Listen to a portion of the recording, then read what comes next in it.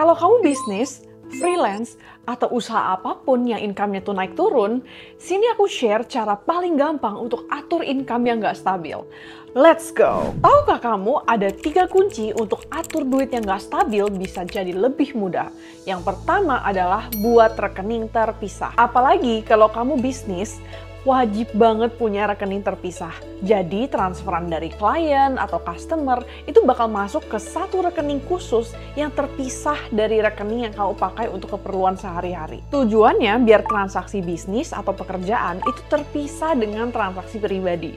Biar kamu juga lebih gampang untuk lihat sebenarnya berapa sih budget yang tersedia untuk keperluan pribadi seperti biaya hidup, bayar cicilan, nabung untuk goals keuangan kamu. Biar transaksi bisnis atau kerjaan enggak mengganggu transaksi pribadi dan juga sebaliknya.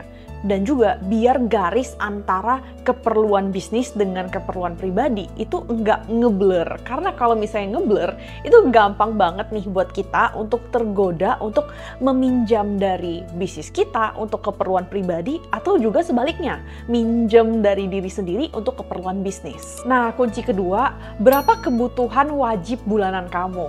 Kita realistis ya, kita hidup pasti butuh duit gitu kan. Nah, tapi nggak semua biaya hidup itu sifatnya kebutuhan yang wajib kamu keluar. Nah, coba nih, sesekali kamu list down apa aja dan berapa besar kebutuhan wajib kamu bulanan. Contohnya, makan, uang transport, bayar token listrik, bayar kosan, dan lain-lain. Kalau kamu udah tahu berapa kebutuhan wajib kamu tiap bulan, baru kamu bisa memikirkan kunci yang ketiga, yaitu stabilkan yang nggak stabil. Kenapa harus distabilkan? Ya, biar lebih gampang untuk kamu atur keuangan kamu, dan misalnya kalau misalnya kamu juga ada goals untuk menabung, seperti untuk nabung nikah, beli rumah, dan lain-lain.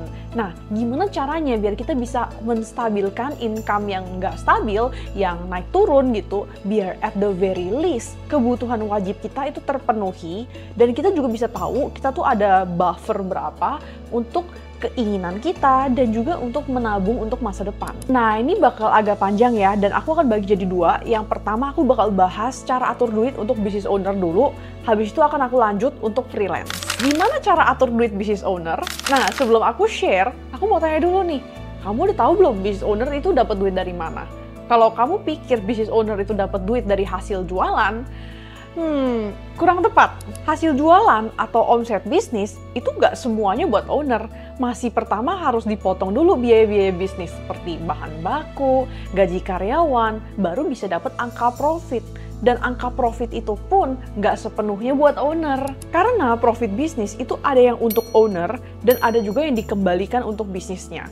Nah, buat apa dikembalikan untuk bisnisnya? Ya, untuk simpanan masa depan, untuk beli aset, untuk uang cadangan, untuk modal kerja, dan masih banyak lagi gitu. Karena ini semua butuh duit. Oke, jadi business owner itu dapat duit dari 2 cara. Yang pertama itu gaji owner, dan yang kedua itu profit sharing. Nah, gaji owner adalah gaji yang dibayarkan kepada business owner yang keluar waktu dan tenaga untuk ngurusin bisnisnya atau biasa kita sebut sebagai working partner. Kalau misalnya ada owner yang hanya tanam modal dan tidak bantu urusin, itu dia nggak berhak dapat gaji owner ya. Karena gaji owner itu sifatnya stabil ya, jumlahnya sama gitu tiap bulan. Gaji owner adalah salah satu cara untuk business owner bisa memiliki kestabilan income gitu. Tujuannya biar kamu itu bisa lebih gampang untuk mengatur keuangan pribadi kamu. Seperti ngatur nabung gitu, atau kamu bisa tahu berapa sih kemampuan kamu untuk membayar cicilan. Inilah alasannya kenapa gaji owner itu disarankan untuk dialokasikan untuk hal-hal yang sifatnya kebutuhan kamu. Misalnya ya makan, transport, bayar cicilan, bayar tagihan, dan lain-lain. Kalau kerja kantoran dapatnya gaji dan bisnis juga dapatnya gaji, ya ngapain bisnis dong? Kerja kantoran aja kalau sama-sama dapat gaji. Nah, inilah alasannya kenapa business owner itu dapatnya bukan cuman gaji owner aja gitu. Dan inilah yang membedakan business owner dengan karyawan, yaitu business owner dapat profit sharing. Nah, profit sharing itu sistemnya semua owner baik yang ngurusin bisnisnya maupun yang hanya tanam modal aja tapi nggak bantu urusin, pasti dapat profit sharing kalau bisnisnya cuan ya. Tapi profit sharing itu sifatnya nggak stabil karena dia kan persentase dari profit bisnis kan. Kalau misalnya cuannya lagi banyak ya kamu dapat lebih banyak. Kalau cuannya dikit kamu dapat lebih dikit. Dan bahkan kalau misalnya bisnisnya rugi, malahan bagi-bagi rugi. Jadi kamu bisa mendapatkan uang kaget dari profit sharing bisnismu.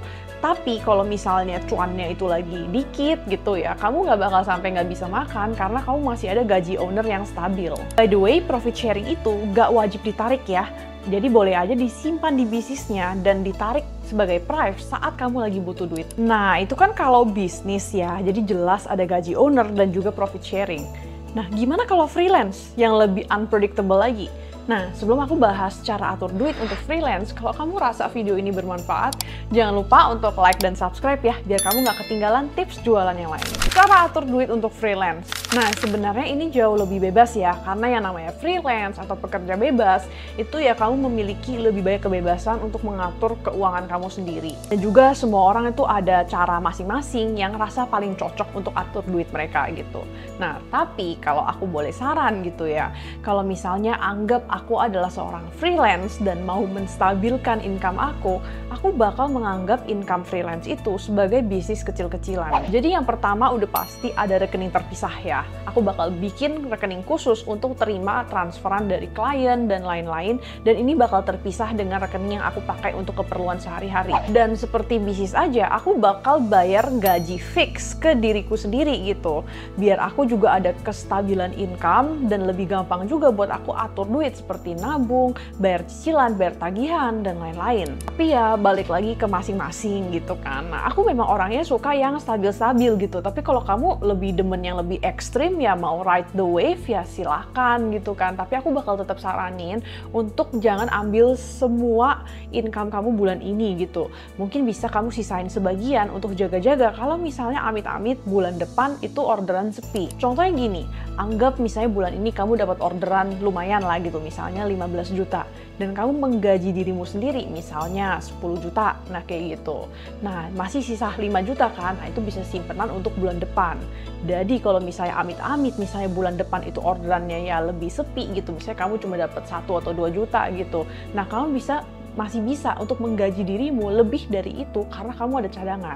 Jadi kalau bisa dirangkum, kalau kamu itu bisnis atau freelance selama income kamu itu nggak stabil, biar lebih gampang atur duitnya, kamu perlu membuat sistem gaji atau income yang stabil biar kamu bisa memenuhi kewajiban kamu.